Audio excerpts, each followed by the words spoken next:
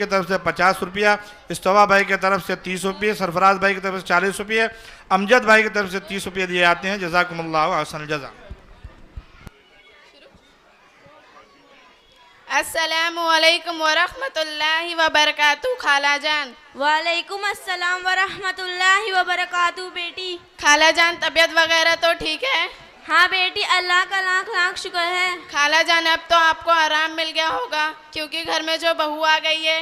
हाँ बेटी, बहुत आराम मिल रहा है, ये तो मेरा दिल ही जानता है। क्या हुआ खाला जान? क्या बताऊं बेटी, जब से ये मेरे घर में आई है तब से मेरा जीना हराम कर दिया है। हर वक्त अपने कमरे में घुसी रहती है, कोई चीज़ मंगाती हूँ तो आनाकानी करती है। बस बेटी, बहुत परेशान हूँ अपने बेटे और बहू को लेकर। अस्सलामु अलैकुम वरहमतुल्लाहि वबरकातुहू। भाभी जान। वालेकुम अस्सलाम वरहमतुल्लाहि वबरकातुहू। तुम कैसी हो? अल्लाह का शुक्र है। भाभी जान, क्या आप भी ठीक हैं? हाँ, अल्लाह का शुक्र है। भाभी जान, आपके चेहरे पर खुशी नजर नहीं आ रही है। चेहरे पे खुशी कैसे नजर आएगी जब जिंदगी में सुकून ही ना हो? क्या हुआ भाभी जान, क्या आपकी तबीयत ठीक नहीं है?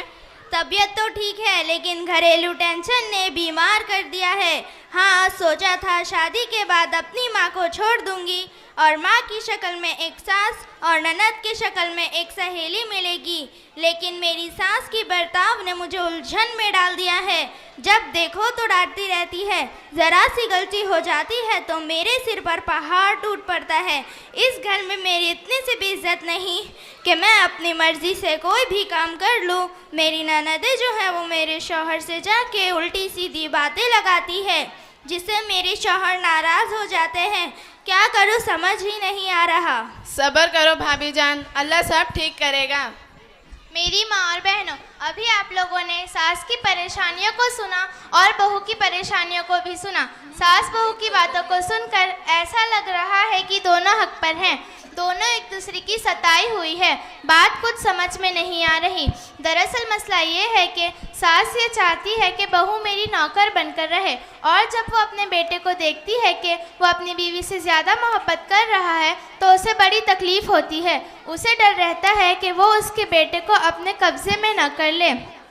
सास बहू की लड़ाई की एक वजह यह भी है कि सास ये सोचती है कि बेटा जो कमाई कर रहा है वो सारी की सारी मुझे दे दे, और बीवी ये सोचती है कि शौहर जो कमाई कर रहा है वो सारी की सारी मैं लूँ।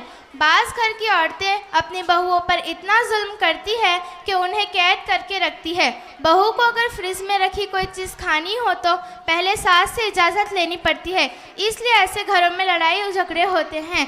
सास ये चाहती है कि मेरी बहू मुझे अपनी माँ समझे, लेकिन खुद ये नहीं समझती कि मेरी बहू मेरी बेटी है। अगर यही समझ ले तो घरों में लड़ाई झगड़े न हो। मेरी माँ और बहनों, इंसान मकान बदलता है, रिश्तेदारी बदलता है, दोस्त बदलता है, लेकिन फिर भी दुखी रहता है क्योंकि वो अपनी आदत नहीं बदलता। इंसान जब अपनी गलतियों का खुद वकील और दूसरों की गलतियों का खुद जज बन जाए तो फासले नहीं दूरियां बढ़ती है। फैसला आप लोग के हाथ में है कि आप लोग क्या बनना चाहते हैं।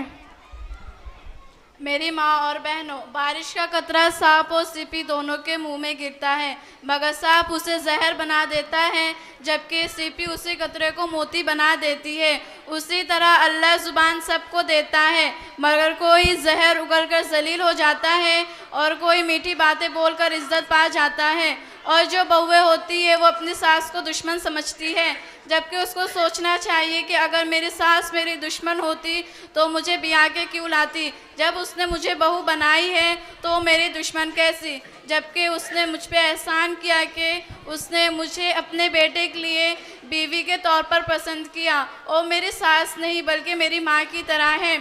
आने वाली बहू को भी ये सोचना चाहिए कि इस घर, मेरे आने से पहले इस घर में ये हंसता खेलता घर था, माँ थी, बेटी थी, बेटा था, शौहर था, आपस में प्यार मोहब्बत से रहते थे। मैं इस घर में नहीं आई हूँ तो मुझे अपने शौहर को माँ से अलग नहीं करना है। जब बहू ये समझेगी कि मेरे शौहर के लिए अल्लाह ने मेरे सास के कदमों के नीचे जन्नत बनाई है तो वो यकीनन माँ और बेटे के बीच में मोहब्बत में कील नहीं ठोकेगी, बल्कि बहू को यह अमल सास और बहू के बीच मोहब्बत पैदा करेगी। देखिए, बहू भी सोचती है कि सास मुझे अपनी बेटी की तरह माने, मगर कोई बहू अपनी सास को माँ की तरह नहीं मानती। अगर सास अपनी बहू को बेटी की तरह माने और बहू अपनी सास को माँ की तरह माने तो किसी भी तरह की लड़ाई नहीं होगी। मुझे उम्मीद है कि मेरी माँ और बहनें इस बात पर अमल करेंगी और अपने घर को बिगाड़ने से बचाएंगी। अल्लाह हम सबको अमल करने की तौफीक अता फरमाए। आमीन। अस्सलाम वालेकुम व रहमतुल्लाहि व बरकातुहू।